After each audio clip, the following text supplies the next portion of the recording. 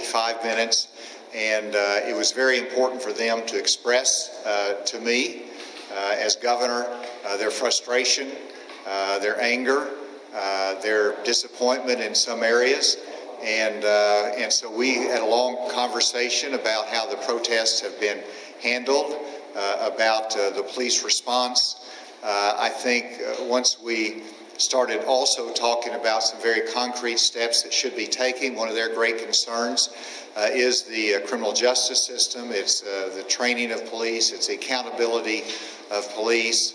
And of course, I have a law enforcement background. I've worked with them. I have great respect for them. I know the dangers they undertake. But it also is important when we see what happens in Minneapolis, but has happened in the past in Arkansas, that we have the right level of discipline, training, certification for these officers, and whenever they don't do as they should, there should be accountability for that.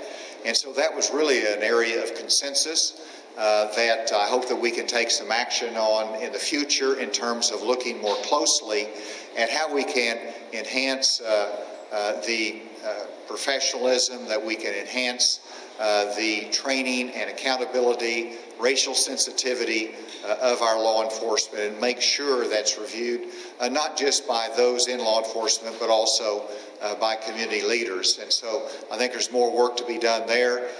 They also asked to meet again, and so I expect that to be scheduled in the future. I hope that this is productive in terms of broadening understanding, having more appreciation. I know it does for me, that I'll understand more of what they're going through and what their challenges are. And it was important for me as governor to be there and listen to them today. Is there any questions?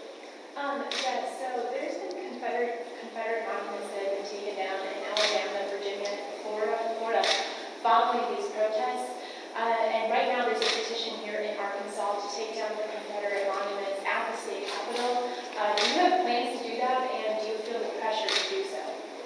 You know, that was a topic that didn't come up in the conversation. I know that that's a historic conversation that will continue, and in Bentonville, as you can see, there was a decision to take away the Confederate soldier that was there in the square and put it into a historic area. And, you know, these are decisions that are made primarily community by community based upon the local wishes. Whenever you're looking at the state, it's a little bit more complicated and different. But that wasn't part of the conversation today. It might be part of the conversation in the future.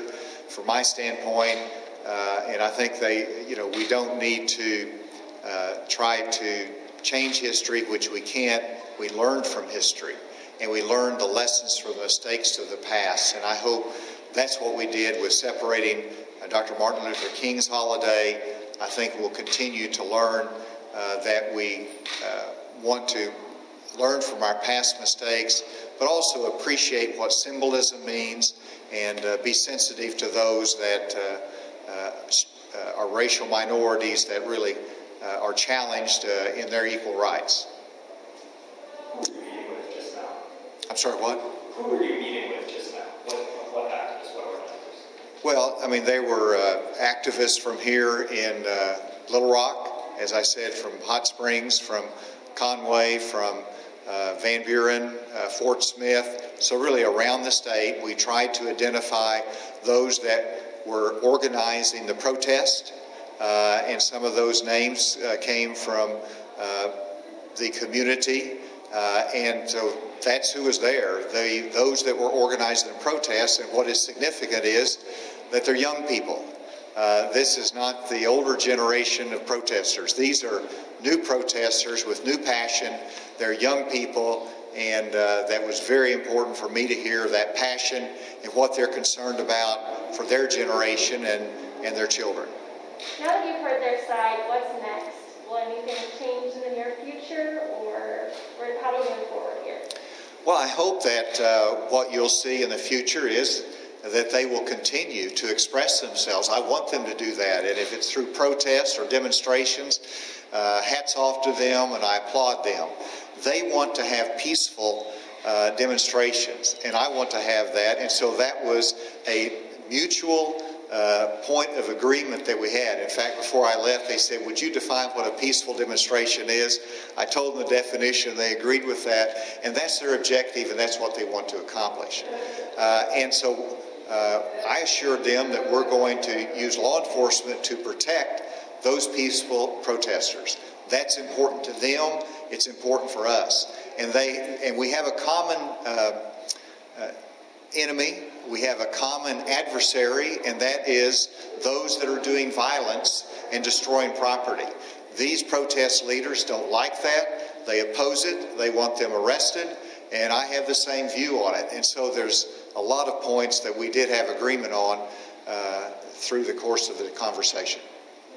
All right, thank you all. Governor, do you think it was a mistake to use tear gas during the first 3 days of protests in Little Rock? Because as we saw, the protests kind of got larger and more unruly after tear gas was used, and then on the nights more recently when tear gas was not used, they seemed to get smaller, a little bit quieter. I'm just wondering if that's something you discussed with the activists, or if you have any second thoughts about that. Well, certainly it was discussed in this meeting, and they feel very strongly that that was a bad decision. And so they expressed themselves on that. I heard them. I think there's, and you're right, that the last couple days, last 2 nights, I believe it is, we had a very strong law enforcement presence and no use of tear gas. And so I think what we learned is that it would have really been good for us to have a stronger level of communication with the protest leaders in advance. I think that we could have had a better understanding and a better way to manage it and come to these common goals. So probably some lessons learned there, and but I took responsibility for it. I directed because I wanted to protect property, but I think there could be probably improved communication in advance on some of this. Thank you all.